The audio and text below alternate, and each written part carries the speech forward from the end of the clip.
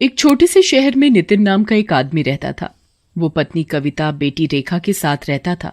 वो अपनी बेटी से बेहद प्यार करता था। एक दिन की बात है, उस दिन बहुत जोरों की बारिश हो रही थी और नितिन को ऑफिस के लिए निकलना था। बारिश थी कि थमने का नाम ही नहीं ले रही थी।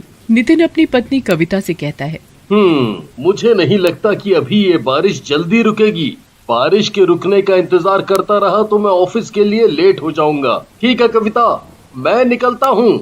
नितिन अपने ऑफिस के लिए निकल ही रहा था कि तभी उसकी पत्नी कविता नितिन को रोकती है। बाहर इतनी जोरों की बारिश हो रही है, ऐसे में तुम ऑफिस कैसे जाओगे?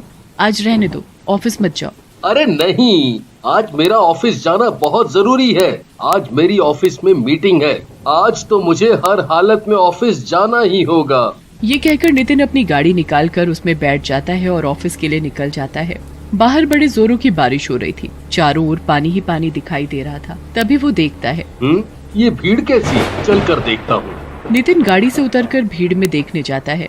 वो देखता है कि एक 8 साल की बच्ची खून में लथपथ पड़ी है, दर्द से कराह रही है। सभी लोग उसे घेर कर खड़े देख रहे हैं। नितिन सब लोगों से कहता है, अरे इसे अस्पताल लेकर जाना पड़ेगा। इसे जल्दी से अस्पताल लेकर चलो, नहीं तो ये मर जाएगी।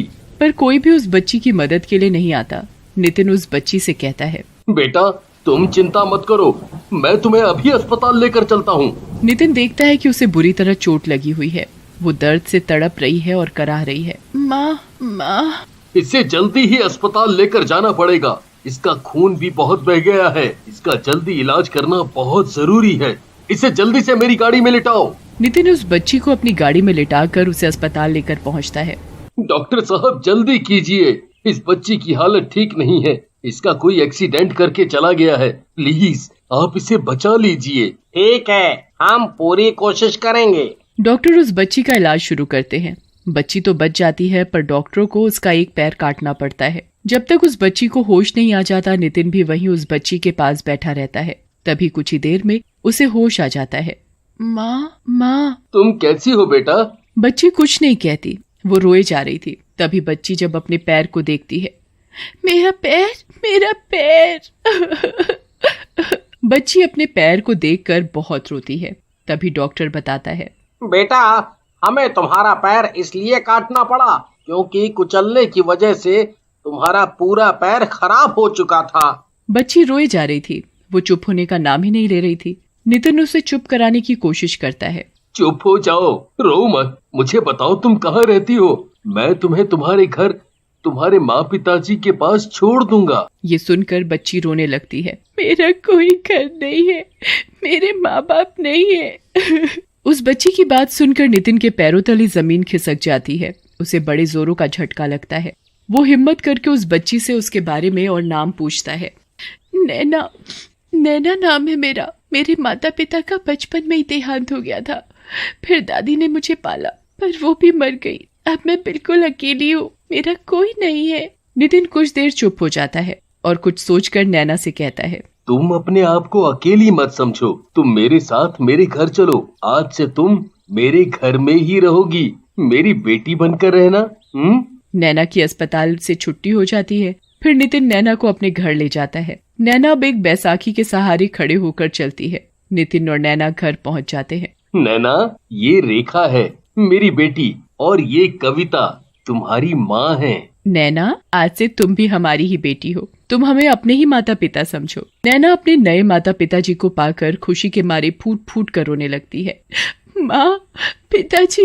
रेखा को अपने माता पिता का नैना के प्रति प्यार देखकर नैना से जलन होने लगती है और वो नैना से नफरत करने लगती है। नितिन और कविता नैना की अच्छे से देखभाल करते हैं। नैना भी बहुत ही जल्दी ठीक भी हो जाती है। नितिन नैना का दाखिला रेखा के स्कूल में ही करवा देता है।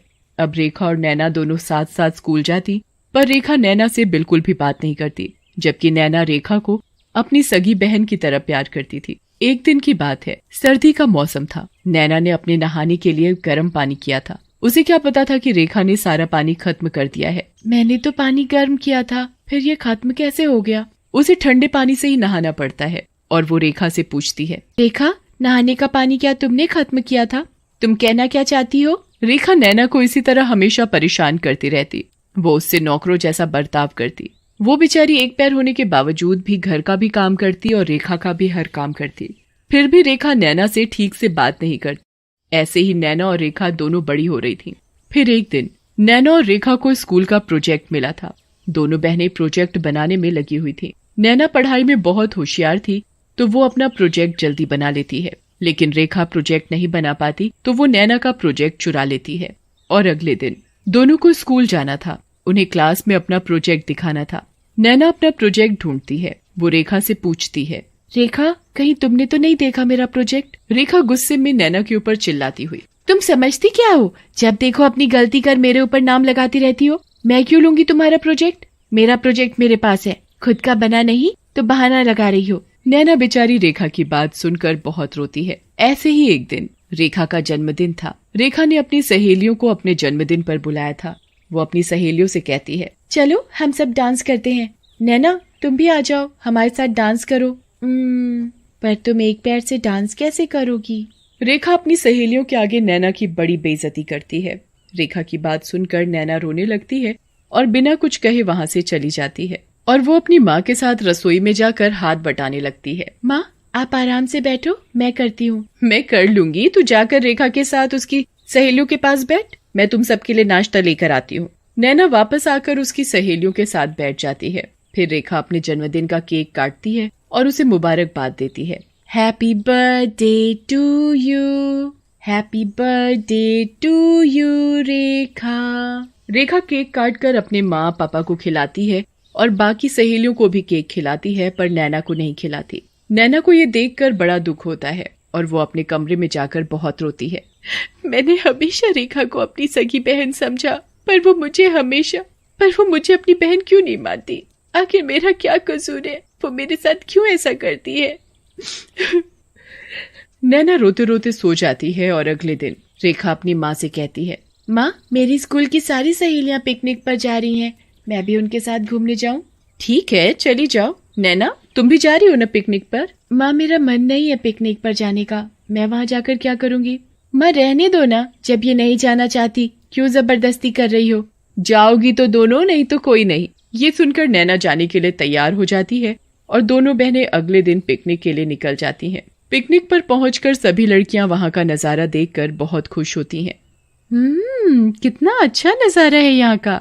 हाँ वाकई में बहुत ही सुंदर जगह है और ये नदी तो और भी खूबसूरत है। सभी लड़कियां अपना अपना ग्रुप बनाकर घूमने लगती हैं। रेखा भी अपनी सहेलियों के साथ इधर उधर घूमने लगती है, लेकिन नैना वहीं एक पेड़ के नीचे बैठकर बुक पढ़ने लगती है। नैना रेखा से कहती है, रेखा ज्यादा दूर मत जाना, अब तुम मुझे समझाओगी कि मुझे कहाँ जाना है कहाँ नहीं। रेखा नैना की बात नहीं सुनती और अपनी सहेलियों के साथ घूमने लगती है। नैना भी पेड़ के पास से उठकर नदी के किनारे बैठकर वहाँ का नजारा देखने लगती है। कितना सुंदर लग रहा है नदी का पानी। रेखा नैना को नदी के किनारे अकेला बैठा देखती है तो उसके दिमाग में एक ख्याल आता है, क्यों ना मैं इसे नदी में धकेल दूं, मेरा इससे पीछा भी छूट जाएगा। यहाँ पर कोई है भी नहीं, इससे किसी को मुझ पर शक भी नहीं होगा। जैसे ही रेखा नैना को धक्का देने के लिए अपना हाथ आगे बढ़ाती है तो उसका बैलेंस बिगड़ जाता है और वो नैना को गिराने के चक्कर में खुद नदी में गिर जाती है और डूबने लगती है। बचाओ बचाओ, कोई मुझे बचाओ। रेखा को नदी में गिरता देख नैना मदद के लिए आवाज लगाती है, कोई बचाओ, मेरी बहन को कोई बचाओ। नैना मदद के लिए चिल्लाए जा रही थी पर आसपास कोई नहीं था। नैना को कुछ समझ में नहीं आ रहा था कि वो अपनी बहन को कैसे बचाए। तभी वो रेखा को बचाने के लिए खुद नदी में कूद जाती है और उसे बचाने की कोशिश करती है।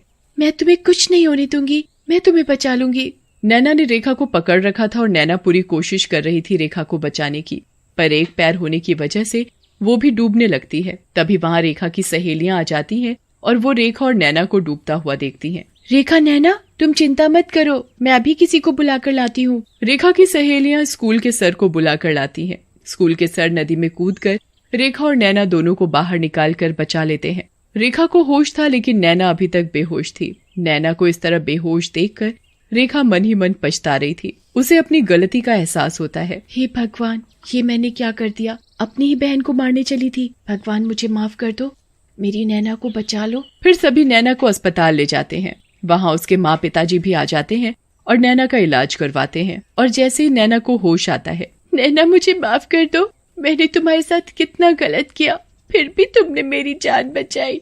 जान कैसे नहीं बचाती, तुम मेरी बहन जो हो, मेरी बहन, प्यारी बहन।